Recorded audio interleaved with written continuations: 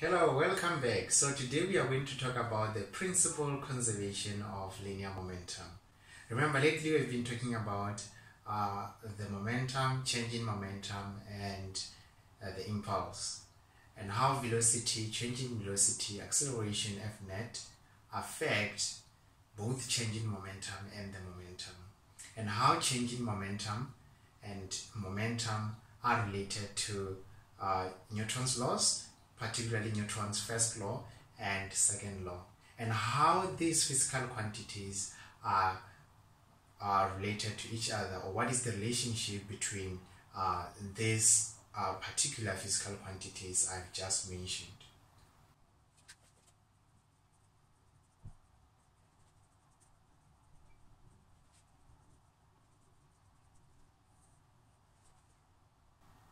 So let's write down this principle.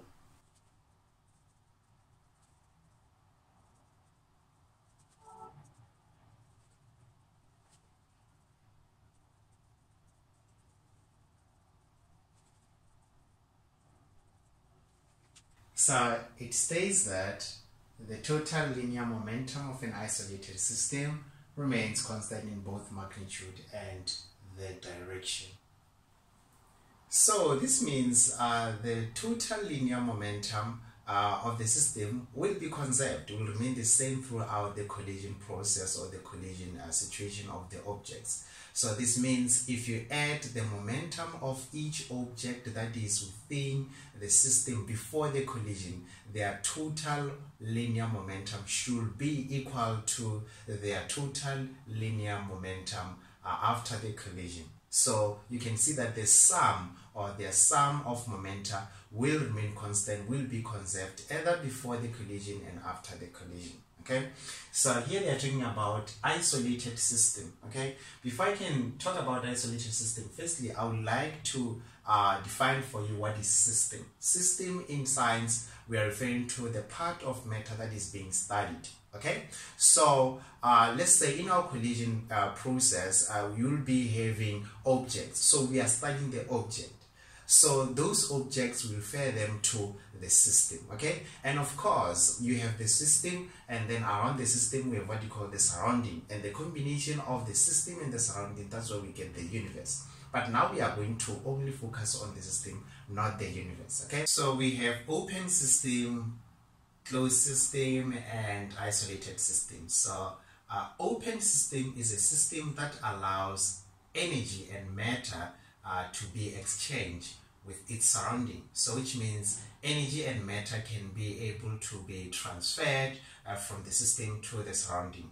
In terms of energy, remember, it can move from the system to the surrounding or from the surrounding to the system. So open system, it allows that free movement of the matter and the energy from the system to the surrounding.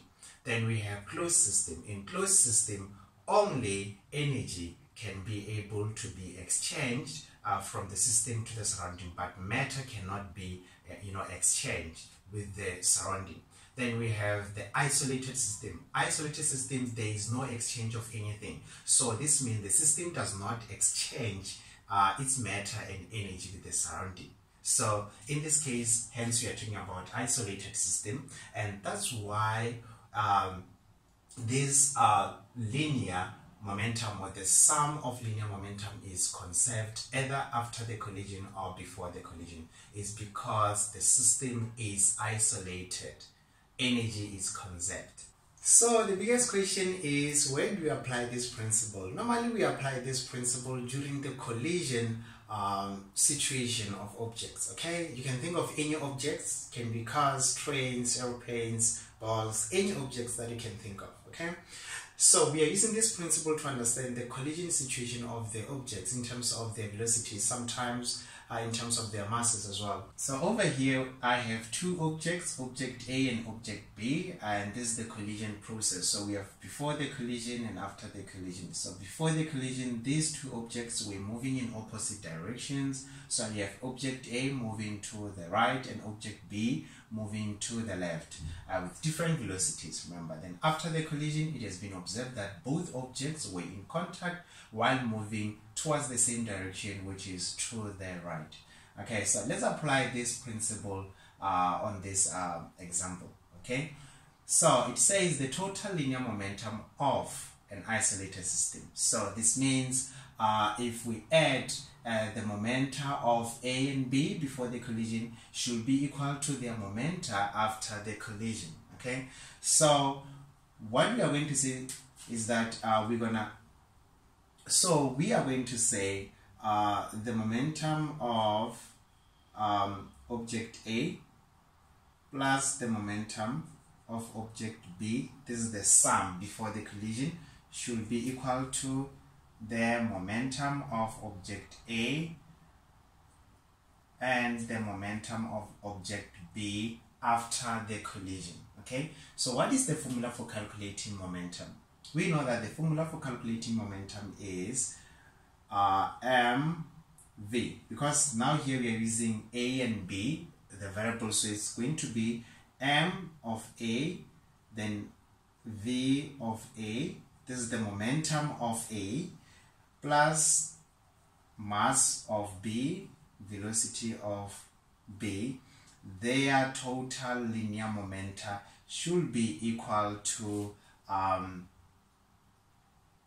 m of A, v of A, plus m of B, v of B. Okay, so now here's something that I need to explain to you. Okay, so you can see that before the collision these objects, they were not in contact. Okay, but after the collision the objects were in contact. So if the objects are in contact during the collision or after the collision, we have to add their masses and multiply their sum of masses with their velocity, because if they are in contact moving together, this means they are moving with the same velocity. So here after our collision, you can see that these objects are moving together, they are in contact. So we need to combine their masses and multiply their combined masses with the same velocity, since they are moving with the same velocity and they are in contact after the collision. So this is what we are going to do. We are going to say mass of A plus mass of object B, all combined multiplied by the velocity. Okay, so this means if objects are in contact either before the collision or after collision, we have to add their masses and multiply their combined masses with same velocity, because they will be moving towards the same direction with the same velocity. But if they are not in contact, which means they are separated, there is no interaction between the two objects, so either before the collision or after collision, we are going to separate their momentum. Same applies to here, so which means their momenta will be separated. Okay, so this means instead of writing the momentum of ball A and the momentum of ball B like this, we are going to erase this and write mass of A plus mass of B, all multiplied by the same velocity, because they are in contact. If they are not in contact, we separate their momenta. In this case, you can see that the sum of the linear momenta of these objects before the collision equals to the sum or their sum of linear momenta after the collisions. Okay, so in mathematics, sum is represented by the Greek letter sigma, so which means we can go further and state that the sum of the linear momenta of the objects before is equal to their sum of linear momenta after the collision, provided that the system is isolated. So this means this principle will only be applicable to the system that is isolated. Okay, so this is the general equation that we normally use to represent this principle of conservation of linear momentum. Okay, so when you are calculating or dealing with the question that involves the principal conservation of linear momentum, firstly you are expected to write this equation, because you are clearly indicating actually what is happening within that particular isolated system. Now the biggest question is, how do we approach any problem that is related to the principal conservation of linear momentum? Okay, so step number one, state your directions. Okay, why? Because here we are dealing with most of the vector quantities, for example momentum and the velocity. Okay, so let's state our directions. Yeah, so we are going to say to the right we are talking about positive direction, and to the left negative direction. Okay, then step number two, you list your data. So we are going to say before the collision,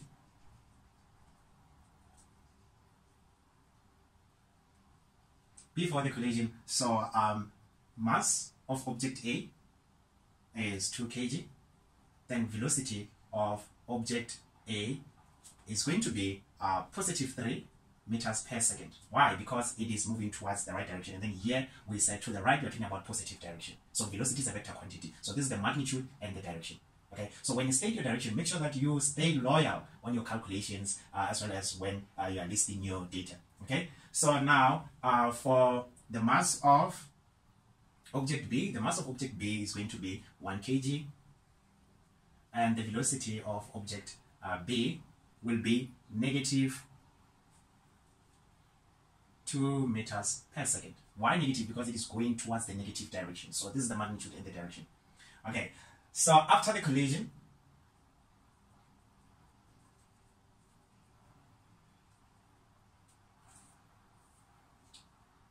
so the mass of object A, it is still 2 kg. The velocity of object A, we don't know. Okay, and then you go to the mass of object B, is 1 kg, and its velocity we don't know. So this is how we are going to do it. So this is step number 2. Okay, and bear in mind that after the collision, these objects, they are in contact, they are moving with the same velocities. Then step number 3, you analyze your system. Okay, so you're asking yourself, before the collision, are these objects in contact? No, they are not in contact. So this means you are going to separate their momenta. Okay, then after the collision, are these objects in contact? Yes, they are in contact, hence they are moving with the same velocity. So this means in this case we are not going to separate their momentum. We are going to combine their masses and multiply their combined masses with the same velocity. So that's step number 3, analyze the system. Then step number 4, then you write the equation that represent the principal conservation of linear momentum. So let's go to step 4. So we are going to say the sum of the momenta of the objects before should be equal to the sum of the momenta of the objects after their collision. I'm going to move this equation to over there because of the limited space. Secondly, this means the momentum of object A plus the momentum of object B equals to, before the collision, equals to the momentum of object A plus the momentum of object B. Now let's focus on the momenta of these objects before the collision. So over there you can see that before the collision, these objects, they are not in contact, so this means we are going to separate their momenta. Okay, so it's going to be mass of object A multiplied by the velocity of object A, so plus mass of object B multiplied by the velocity of object B equals to, then now after the collision, these objects, they are in contact, they are moving together towards the same direction, which is to the right. So this means we are going to combine their masses and multiply their combined masses with the same velocity, since they are moving together. So this means they'll be moving with the same velocity. So meaning that they will have the same momentum in a way. So we are going to say, open bracket, the mass of A or object A plus the mass of object B, all multiplied by their velocity. Okay, then now we are going to substitute. What is the mass of object A? The mass of object A is 2 kilograms multiplied by its velocity, which is positive 3. Remember, we said velocity is a vector quantity. So when you substitute your velocity values, you include their signs as well, because it is very, very important. Okay, so plus the mass of object B is 1 kg multiplied by its velocity is -2. Okay, equals to, then now we are combining their masses. The mass of object A is 2 plus 1 for object B multiplied by their known velocity that we are trying to find out. Okay, so now we do mathematics. So 2 times positive 3, you're going to get 6 plus into 1 times -2, you get -2, equals to 2 plus 3, you get, 2 plus 1, you get 3, multiplied by V, you'll get 3V. Okay, so so 6 minus 2, you get 4, equals to 3V. Then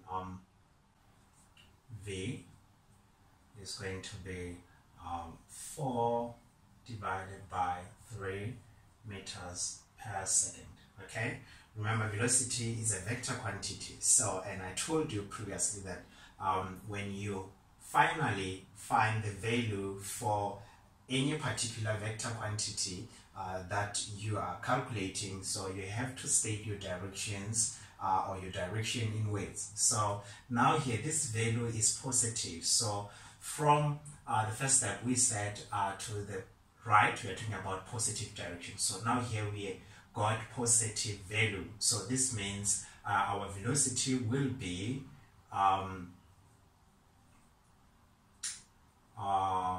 4/3 meters per second to the right or to the positive direction. So this is the velocity of these objects after the collision. Okay, thank you so much for watching the video. I hope you have enjoyed it. Please don't forget to subscribe and hit the like button. Put your opinions on the comment section below, so that we can engage with each other in terms of the concepts, or you can recommend which topic will you like me to discuss with you. Thank you so much, and I really appreciate your support. Until we meet next time.